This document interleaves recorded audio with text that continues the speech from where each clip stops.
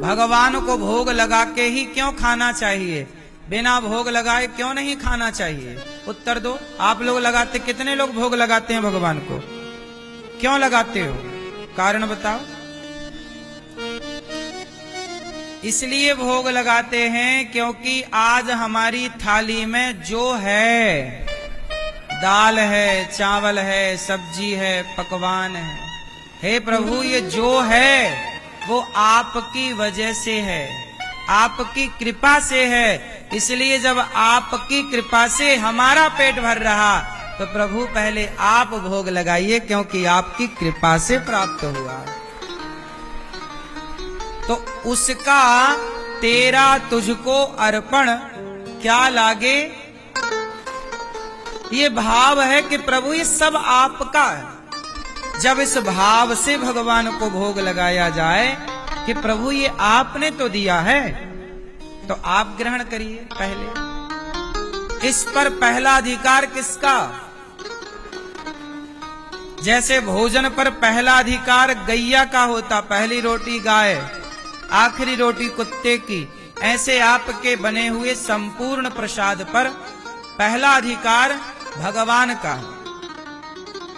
भगवान को भोग लगाकर फिर गाय को भोग लगाओ, या गाय को भोग लगा लिया तो भगवान को भोग लग गया, दोनों एक बात है। पर पहले जो बनाओ, पहले भगवान को भोग लगाओ, फिर वो प्रसादी गैया खाए पहली, आखिरी प्रसादी कुत्ता खा ले, और बचा हुआ प्रसाद आप लोग खा लो। ऐसा है। तो भोग इसलिए लगाते हैं, सब आपका है। भाव किसे कहते हैं? यही तो भाव है कि प्रभु सब आपका है। देखो आप रहते हो घर में, खाते हो, लेकिन आप भाव ये रखते हो कि ये मेरा नहीं है, ये किसका है? अच्छा एक बात बताओ, आपके घर में काम वाली बाई आती होगी। काम वाली बाई क्या करती है कि वो आपके बेटे को नहला देती है, तेल मालिश कर देती है, खवा पिवा देती है। आपने काम दिया है तो बेचारी वो अपना काम करती है बड़ी ईमानदारी से। आपने उसे काम दिया कि बच्चे को जरा नहला धुला दो, वो नहलाती है, मालिश कर दो, वो करती है। एक बात बताओ, जब काम वाली बाई जब आपके बच्चे को नहलाती है, मालिश करती है, बिल्कुल माँ की तरह व्यवहार करती है वो। पर एक बात बताओ, क्या वो आपके बेटे को अपना मानती है? उसका अपना बेटा घर पे होता है, पर वो काम करती है आपके घर, तो काम तो करती है ईमानदारी से, बेटे की तरह लाड़ भी लड़ा रही है तुम्हारे बेटे को, प्यार भी कर रही है।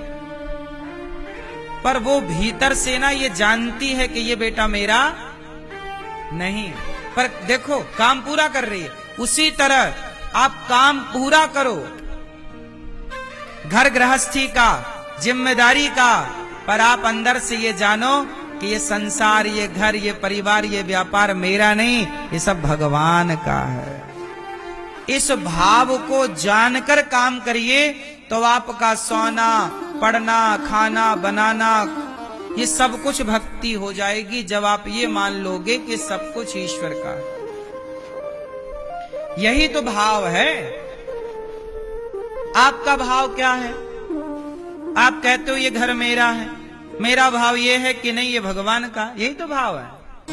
सब जगह ईश्वर को मानना, ईश्वर में समर्पित रहना, यही ना भाव भगवान को अच्छा लगता है। तो भगवान बड़े दयालु हैं। विदुरानी के घर जाते हैं और काकी बड़ी भूख लगी है, क्या बनाया है आपने? काकी रसोई गई, वहां साग पक रही थी। काकी जी ने कहा ये सूखी साग बिना नमक मिर्ची मसाले की कन्हैया को खवाऊंगी, क्या सोचेगा कि देखो ये सूखी साग। बेचारी काकी बगीचे से केला तोड़ कर ले आई, बैठ गई। कन्हैया कह रहे हैं काकी जी बड़ी भूख लगी है। अच्छा लाला अभी तुझे खवाती हूँ, केला खाएगा? हाँ हाँ काकी जी खवाओ। तो भगवान के आगे बैठी है विदुरानी, टुकुर टुकुर देख रही है कन्हैया को, केला छीलती जाती है। बेचारी भूल गई कि मैं क्या खवा रही हूँ, क्या छील रही हूँ। कहाँ बैठी हूं, बस भगवान को देख करना उसकी पलकें भी नहीं झपक रही हैं। टुकुर टुकुर देखे जा रही है काकी। विदुरानी श्याम सुंदर इतने सुंदर है ना कि पलकें झपकने को तैयार नहीं। पलकें झपक जाएं तो विदुरानी पलकों को डांटने लग जा रही, पलक काहे झपक गई, बड़ा बाधा कर रही है तू दर्शन में। खुली आंखों से देख रही है और केला छील कर फल को फेंक रही है। बेचारी भूल गई और छिलका पकड़ाती जा रही है। उसे लगा कि मैं फल ही खवा रही हूं। देखो विदुरानी के भाव में दोष नहीं है, वो भाव से क्या खवा रही है, वो तो ये सोच रही कि केला है। भाव तो केले का है ना, पर वो खवा तो छिलका रही है। उसे पता ही नहीं कि मैं क्या खवा रही हूं। अच्छा चलो, विदुरानी को पता नहीं कि मैं क्या खवा रही हूं, पर भगवान को तो पता है ना कि मैं क्या खा रहा हूं। भगवान तो कह सकते थे ना कि ये छिलका है काकी जी, ये फल थोड़ी है। नहीं नहीं, भक्त ने जो खिला दिया, जो दे दिया, भगवान ने वो स्वीकार कर लिया। भगवान कभी ये नहीं कहते कि ये अच्छा नहीं है, ये अच्छा है। नहीं, मेरे भक्त ने जो दे दिया वो मेरे लिए अमृत है, वो प्रसाद है। विदुरानी छिलका देती गई, फल फेंकती गई, भगवान छिलका खाते गए। भाव का भूखा हूं मैं।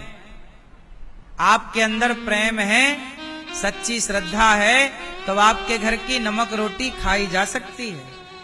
और आपके पास श्रद्धा नहीं है, प्रेम नहीं है, भाव नहीं है, तो आपका 56 भोग भी स्वीकार नहीं होगा, फीका। भोजन में स्वाद नहीं होता साहब, स्वाद तो व्यक्ति के भाव में होता है। आपका भाव अच्छा है तो आपके यहाँ अचार रोटी खाई जा सकती है। अभी हम 84 कोस की परिक्रमा में गए, तो हम जिस जिस गांव से गए वहां की माताएं हमारे लिए रोटी लेके आ गई, रोटी और अचार और छाछ, मट्ठा। अब वो गांव की बेचारी मैया ब्रजवासी हैं, ब्रजमंडल की मां, बेचारी रोटी ले आई और अचार ले आई, कहा महाराज खा लो। तो वो भाव से जब रोटी लाई तो मैंने उन मैया की रोटी खाई, और रोटी खाई क्योंकि वो भाव से लेकर के आई है। अरे भाव से कोई रोटी अचार लाए तो वो 56 भोग से बड़ा है, वहां उसकी बराबरी थोड़ी कोई 56 भोग कर सकता है। भाव की प्रधानता है। भाव का भूखा हूं मैं, भाव ही एक सार है, और भाव से भजले मुझे तो भव से बेड़ा पार है। इसलिए मूल प्रधानता है भाव की। किसकी बात है? भाव की।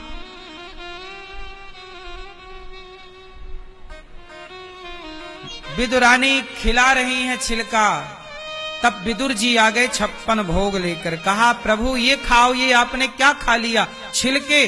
विदुरानी को डांटा विदुर जी ने, ए विदुरानी क्या कर रही है, क्या खिला रही है भगवान को? भगवान को 56 भोग परोसा। कन्हैया ने खाते हुए कहा काका जी, जो स्वाद काकी जी के छिलकों में था ना, वो आपके 56 भोग में नहीं, वो आपके 56 भोग में नहीं।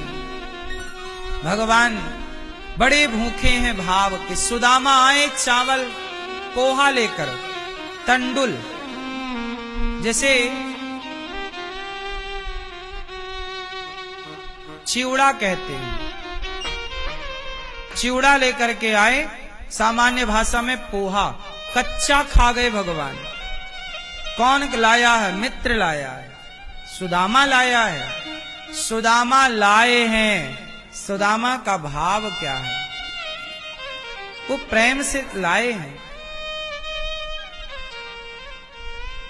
इसलिए कहता हूं, आप लोग जो प्रेम से यहां गौरी गोपाल में कुछ लोग आते हैं तो वृद्ध माओं के लिए 1 किलो आटा ले आते हैं, कोई 4 किलो चावल ले आता है, कोई 2 किलो दाल ले आता है, कोई सब्जी की सेवा कर लेता है। तो आप अपने भाव से जो देते हैं वो स्वीकार हो जाता है कि भाई आपने भाव से दिया, स्वीकार है वो।